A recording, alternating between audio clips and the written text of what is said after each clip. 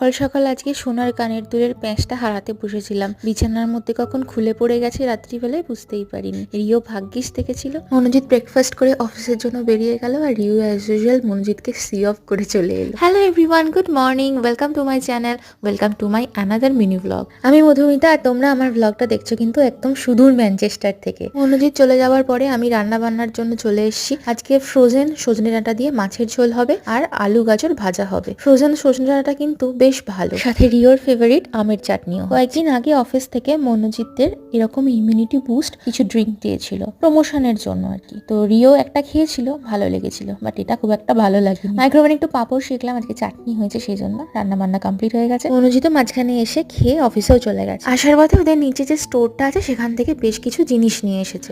জানতো না chocolate day, তাও না জেনেই নিয়ে এসেছে একটা চকলেট। সন্ধ্যেবেলা ইভিনিং স্ন্যাক্সে একটু লেমন টি, খোলা বাদাম আর চিপস খেলাম। আজকের দিনটা এভাবেই কাটালাম।